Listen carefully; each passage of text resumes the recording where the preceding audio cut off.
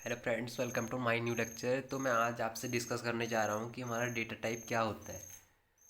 तो जैसे आपको नाम से ही पता चल रहा होगा, डेटा टाइप, इसका मतलब टाइप ऑफ डेटा, कि हमारा डेटा किस टाइप का है। तो क्या it's main type of data. तो मैं आपको एक्चुअल लाइफ में जैसे बताने जा रहा हूँ, जैसे हमारी बॉटल होती है। तो बॉटल हमारी डिफरेंट डिफरेंट टाइप्स की होती है। कोई हमारी वाटर की बोतल होगी जिसमें हमारा क्या होता है, पानी स्टोर रहता है। कोई हमारी दवाई की बोतल होगी, उसमें हमारी क्या रहती है, दवाई स्टोर रहती है। तो मतलब जो जो बोतल है, सबका क्या है, अलग अलग काम है उनके साइज़ के अकॉर्डिंग। ठीक है, तो वैसे ही हमारा डेटा टाइप भी होता है। डेटा टाइप क्या होता है, टाइप ऑफ डेटा। यानी जो भी हम स्टोर कर रहे हैं डेटा, हम स्टोर किस में करेंगे, अपनी मेमोरी में करेंगे। तो जो भी हम डेटा स्टोर कर रहे हैं, तो हमें क्या करना होता है, उसका टाइप बताना होता है। तो data type it specifies that which type of data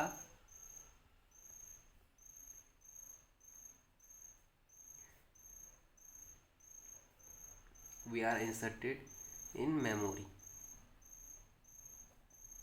इसका मतलब क्या हुआ कि जो भी हमारा डेटा टाइप है वो बताता है कि हम किस टाइप के डेटा को अपनी मेमोरी में स्टोर करना चाहते हैं। तो जैसे हमारे डेटा टाइप, तो हमारे डेटा टाइप क्या होते हैं, हमारे तीन टाइप के डेटा टाइप होते हैं। तो तीन टाइप के कौन कौन से हैं, तो मैं आपको टाइप लिखा दूँ। जैसे हमारा डेटा टाइप होता है,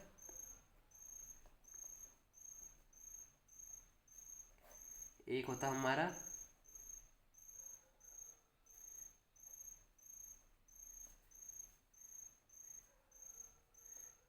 प्रिमिटिव डेटा टाइप, एक होता है हमारा डिराइव्ड डेटा टाइप, और तीसरा होता है हमारा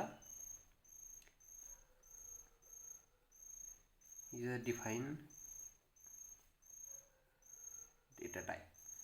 तो हमारे जैसे प्रिमिटिव डेटा टाइप होता है, तो इसमें कौन कौन से डेटा टाइप आते हैं, देखिए, इंट हो गया, फ्लोट हो गया, कैर हो गया,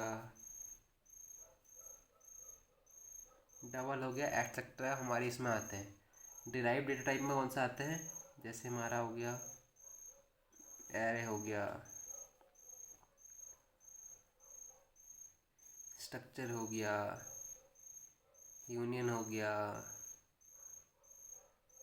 एनएम हो गया, एटसेट्रा। जो हमारा आ गया यूजर डिफाइंड डेटा टाइप, इसमें कौन से आते हैं, जैसे हो गया टाइप डेफ आ गया,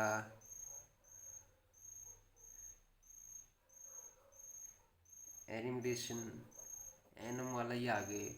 तो इसमें हमारे ये आते हैं। तो अब देखिए, जो हमारा क्या होता है, जो भी डेटा टाइप है, ये प्रिमिटिव डेटा टाइप, यानी ये स्पेसिफाई करता है कि हमारा डेटा का टाइप क्या है। तो जब भी हम किसी वेरिएबल को डेटा टाइप देते हैं, तो उस डेटा टाइप का मतलब क्या होता है कि हम उस वेरिएबल के लिए कितनी मेमोरी फिक्स कर रहे हैं। ठीक है, अपनी मेमोरी में उसे हम कितनी मेमोरी देना चाहते हैं। तो मैं बता दूं, जैसे हमारा इंट हो गया, इंट हो गया, तो क्या होता है, इंट हमारे किसी वेरिएबल को कितना साइज प्रोवाइड करता है, ये करता है, ये डिफरेंट डिफरेंट मशीन पर डिपेंड करता है। अगर हमारा 16 बिट मशीन है, या फिर 16 बिट मशीन में क्या होगा, इंटीजर के लिए 2 बाइट। 32 बिट में मशीन में क्या होगा, इंटीजर के लिए 4 बाइट। 64 बिट में इंटीजर के लिए 8 बाइट। तो ऐसी ये क्या होता है, ये हमारा मशीन डिपेंडेंट होता है डेटा टाइप। तो जनरली हमारा इंट होता है 4 बाइट का, 4 बाइट। और 4 बाइट यानी हमारी क्या, 32 बिट, यानी हमारी जो भी होगी वो क्या होगी, 32 बिट।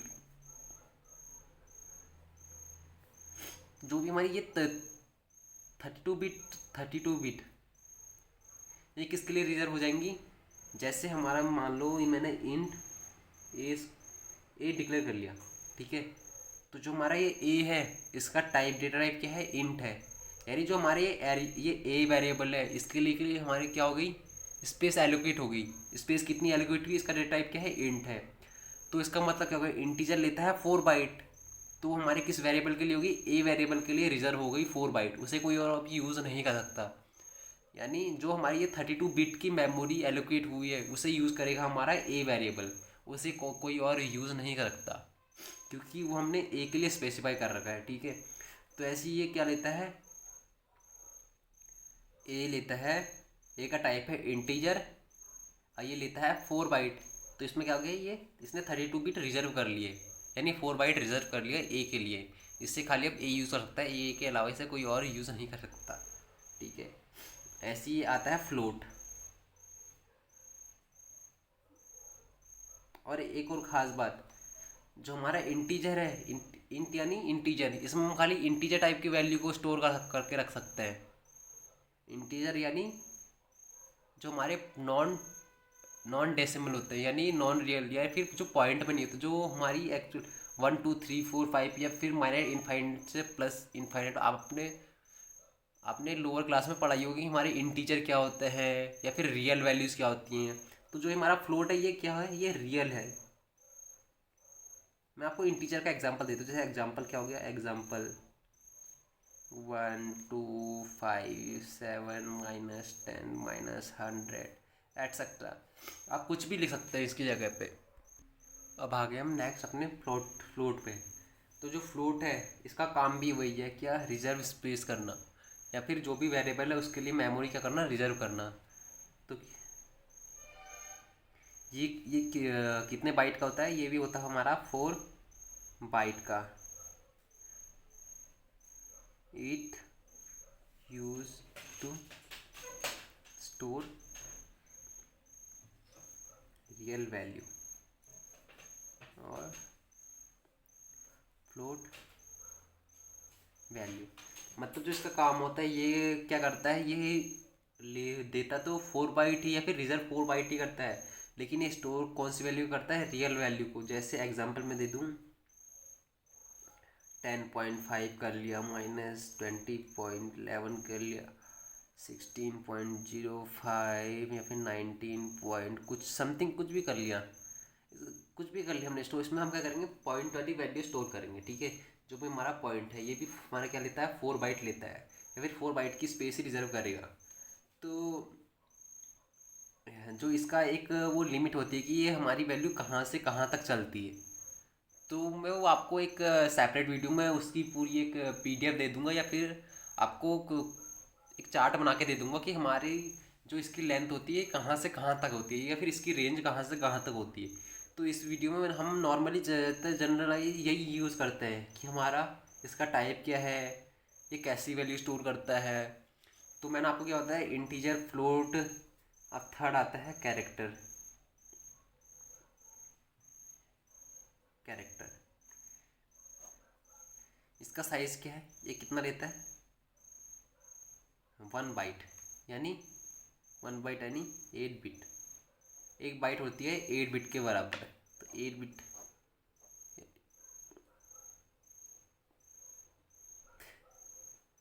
तो इसमें मैं एग्जांपल दे दूँ। जैसे मैंने क्या लिख लिया, कैर लिख लिया, कैर मैंने ए लिख लिया।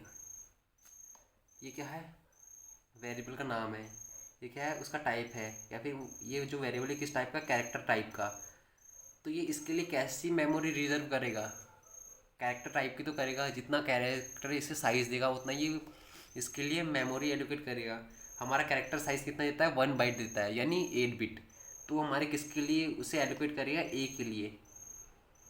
तो जब भी हम कोई वेरिएबल डिफाइन करते हैं तभी हमारी उसके लिए मेमोरी स्पेस रिजर्व होती है। हम ओनली कैरेक्ट ये कैर लिख के छोड़ नहीं सकते। इसके बाद हमें उसका वेरिएबल नाम भी देना होता है कि हम किस टाइप की या फिर कौन से वेरिएबल के लिए उस मेमोरी को रिजर्व कर रही है। तो मैंने क्या कर लिया, कैर ए लिख लिया। तो जो ए है, ए के लिए हमारी कितनी बिट की या फिर 1 बाइट की मेमोरी स्पेस एलोकेट हो गई।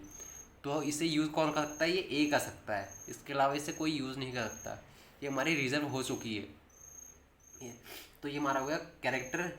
ऐसे ही हमारा डबल होता है। डबल क्या लेता है, ये हमारा फ्लोट का ही बड़ा रूप है। अगर हमें कुछ बड़ी वैल्यू स्टोर करनी होगी या फिर कुछ फ्लोट की कोई बड़ी वैल्यू जो इस फ्लोट के रेंज से बाहर होगी, उसके लिए फिर हम किसका यूज़ करेंगे, डबल के लिए, डबल का।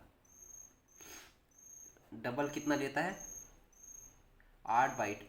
इसका यही काम है, जैसे फ्लोट वैल्यू पॉइंट वाली वैल्यू लेता है तो इसकी एक रेंज होती है। तो अगर हम इस रेंज से बाहर चला गया तो हमारा क्या होगा, ये बिल्कुल एक्यूरेट आंसर नहीं होगा। उसके लिए हम किसका यूज़ कर सकते हैं, फिर डबल का यूज़ कर सकते हैं। ऐसी इंट में हम किसका यूज़ कर सकते हैं, लॉन्ग इंट का कर सकते हैं। ये लेता है 8 बाइट। और अगर हमारी छोटी इंफॉर्मेशन है तो छोटी इंफॉर्मेशन के लिए हम यूज़ कर सकते हैं शॉर्ट इंट। ठीक है, ये लेता है 2 बाइट। तो अभी जो भी हमने आपको पढ़ाया, इसमें जो हमारे डिराइव्ड डेटा टाइप है, ये हम आने वाले वीडियोस में डिस्कस करेंगे, या फिर ये हमारी ये सेपरेट यूनिट होती है। इन्हें हम जब हमारा यूनिट चालू होगा तो उसमें हम इसे डिस्कस करेंगे। अभी के लिए हम फिलहाल प्री डिफाइन डेटा टाइप ही अभी आपको बता रहे हैं कि वो हमारे प्री डिफाइंड डेटा टाइप क्या होते हैं। और उन्हीं अभी मोस्टली हम उन्हीं का यूज़ करते हैं जब तक हमारा एडवांस नहीं आ जाता। तो एक होता है फॉर्मेट स्पेसिफायर। तो जितने भी डेटा टाइप हैं या फिर जो हमारे प्री डिफाइंड डेटा टाइप हैं, इनके लिए कुछ फॉर्मेट स्पेसिफायर यूज होता है। तो फॉर्मेट स्पेसिफायर हम आने वाले लेक्चर में कवर करेंगे, जब हम आपको प्रिंटफ और स्कैनफ के बारे में बताएंगे ये क्या होते हैं। तो अभी हम आपको बताने जा रहे हैं कि format specifier.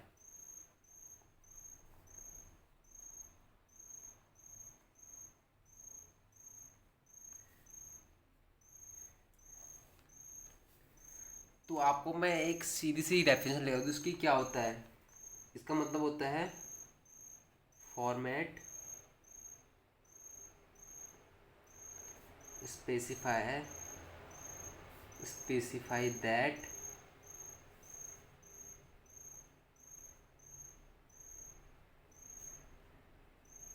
which type of value we have, यानी हमारे पास किस टाइप की वैल्यू है, ये हमारा फॉर्मेट स्पेसिफाई करता है। तो जब आने वाले लेक्चर में आपको प्रिंटफ और स्कैनफ के बारे में बताऊंगा तो उसमें ये फॉर्मेट स्पेसिफायर इन सब का मैं आपको यूज़ बताऊंगा कैसे कैसे होता है। तब के लिए आप जान लीजिए कि हमारा जो प्रीडिफाइंड वर्ड है तो किस किस के लिए कौन सा फॉर्मेट स्पेसिफायर यूज़ होता है। तो मैं आपको दिखाऊँ, जैसे हमारा फॉर इंट, तो जो हमारा इंट है इसके लिए कौन सा यूज़ होता है, %d। इस फॉर्मेट स्पेस का हम यूज़ करते हैं। इसका सेकंड आता है फॉर किसके लिए, फ्लोट। अगर हमारी कोई फ्लोटिंग पॉइंट वैल्यू है तो उसके लिए हम किसका यूज़ करेंगे, पॉइंट परसेंटाइल f का। फॉर कैर, इसका मतलब कोई हमारी कैरेक्टर टाइप की वैल्यू होगी तो उसके लिए हम %c का यूज़ करेंगे। और हमारा मेजरली ज़्यादातर ये 3 ही हम यूज़ करते हैं। और अगर इंटीजर में हमारे 2 टाइप के होते हैं, एक होता है साइंड इंट, एक होता है अनसाइंड इंट। साइंड इंट क्या करता है, आपको नाम से स्पेसिफाई होगा साइन इंट, या फिर ये कोई भी साइन ले सकता है। ये माइनस से प्लस में चलता है, यानी ये माइनस वाली वैल्यू को भी एक्सेप्ट करेगा जो इंटीजर में होंगे, और पॉजिटिव ये मतलब नेगेटिव प्लस पॉजिटिव, ये दोनों वैल्यू को एक्सेप्ट कर सकता है। लेकिन अगर हमने किसी के आगे अनसाइंड इंट लगा दिया तो वो ऑलवेज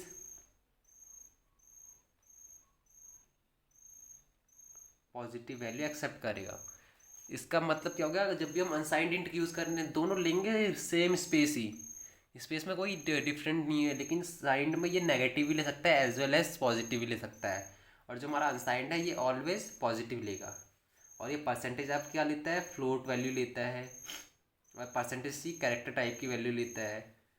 और एक इसमें एक और आता है फ्लोट में। फ्लोट में क्या, अगर हमें पॉइंट की पीछे वाली वैल्यू नहीं थी, ये बाई डिफ़ॉल्ट हमें 6 डिजिट की वैल्यू देगा।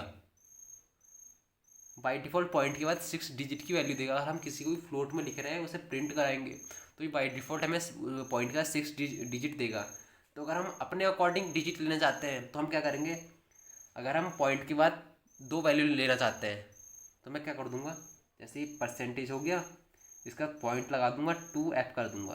तो इसका मतलब क्या होगा, पॉइंट के बाद मुझे खाली 2 ही वैल्यू चाहिए, उससे ज़्यादा वैल्यू नहीं चाहिए। इसका ये मतलब होता है। अगर मैं क्या कर दूँ, अगर मैं 0.3 लगा दूँ f, तो इसका मतलब क्या हो गया, मुझे पॉइंट के बाद खाली 3 वैल्यू चाहिए। 3 वैल्यू यानी मतलब जैसे मेरा 7.14978 है, मुझे इसे प्रिंट करना है और मैं यहाँ पे क्या लिख रहा हूँ, परसेंटाइल 0.3 है, तो मुझे खाली ये दिखाई देगा, इतना दिखाई देगा, क्योंकि मैं मुझे खाली 3 ही वो चाहिए, 3 ही डिजिट चाहिए पॉइंट के बाद। तो ये हमारा इस तरीके से काम करता है। और कैरेक्टर क्या होता है, कैरेक्टर की हम परसेंटेज सी से करते हैं, तो ये हमें क्या करता है, कैरेक्टर टाइप की वैल्यू प्रिंट करके दे देता है। अब जो ये डबल है, फॉर डबल,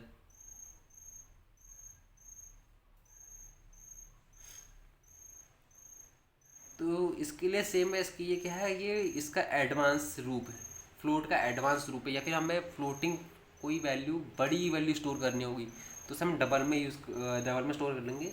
इसे हम क्या कर लेंगे, एल एफ, इसके लिए हम परसेंटाइल एल एफ यूज़ कर लेंगे। इसके बाद क्या, एक लॉन्ग डबल भी होता है। ये सब फ्लोट की कैटेगरी में आते हैं। लॉन्ग डबल के लिए हम क्या कर देंगे, कैपिटल एल एफ कर देंगे। तो सेम इसी के हैं ये तीनों फ्लोट के। तो उसके लिए हम एल एफ का यूज़ करते हैं, लॉन्ग फ्लोट। तो बस इनका मतलब खाली इतना ही होता है। तो मैं जब आपको आगे आने में, जब मैं आपको प्रिंटर और स्कैनर भी यूज़ करूँगा, तो मैं उसमें बताऊँगा कि फॉर्मेट स्पेस पर कैसे कैसे यूज़ होता है, इसका क्या क्या यूज़ होता है। तब तक के लिए ऐसे हमारे वीडियो को देखते रहिए, और आने वाले वीडियोज़ के लिए हमारे चैनल को लाइक करें, शेयर करें, सब्सक्राइब करें। धन्यवाद।